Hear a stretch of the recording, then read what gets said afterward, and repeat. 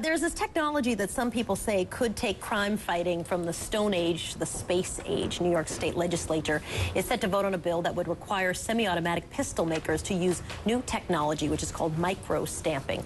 Here's how it works. Lasers engrave codes on the inside of a gun when it's made. So when the gun is fired, the codes are essentially stamped to the shell casing. Police officers could read the codes on the casings when the gun's fired. They could identify the gun. They could track down the buyer. The bill, though, is causing a pretty big controversy. Michelle Schimel is a Democrat in the New York State Assembly. She's a sponsor of the bill. Brian Kolb is a Republican. He's the minority leader in this New York State Assembly, and he's against the bill. We'll start with you, Mr. Kolb, if I can. 69 local police departments have endorsed the legislation. 6 county law enforcement agencies have endorsed this legislation. Why are you against it? Well, first of all, good morning, Soledad, and good morning, Michelle, as well. Actually, there's just not enough evidence that this is a proven technology. And there's been independent studies done that have really said this is just not proven to work. And so what we're really talking about in New York State is the state legislature mandating a process on manufacturers in New York State who have come out and basically said, if you do this to us, we're taking our jobs and moving out of New York State. So really, ultimately, unless this technology is proven, which it's not, I think it's a waste of the taxpayers' time and money to promote a government mandate that basically will kill jobs right here in New York State. And certainly right now, we need every job that we have. The industry's come out against this proposal. It's just not a great idea.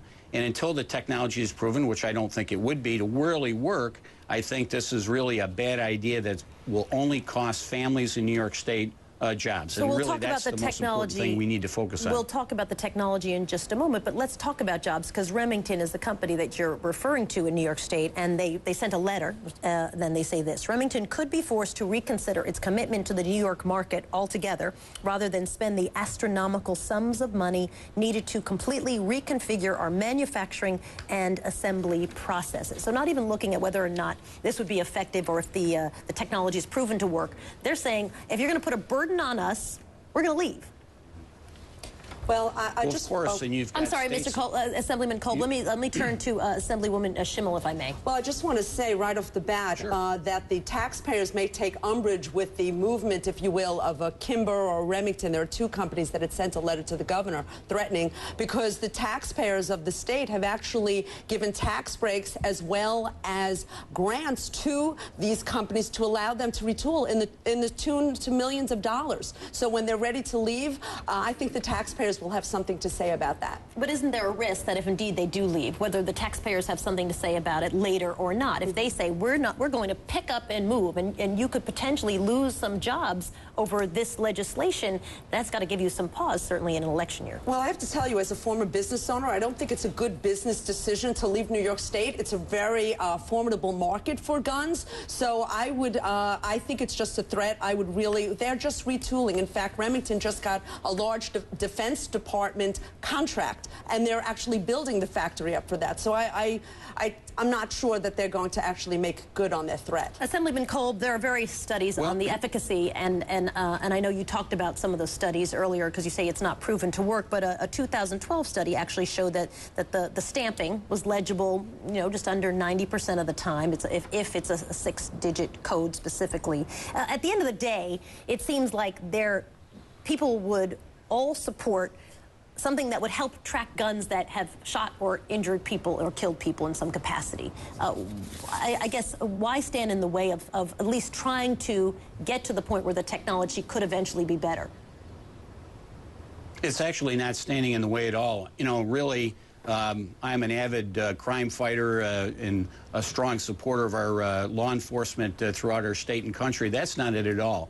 Really, what we're talking about is you've got a government coming in with another mandate and technology that is not used unilaterally in any other state in the nation or throughout the globe.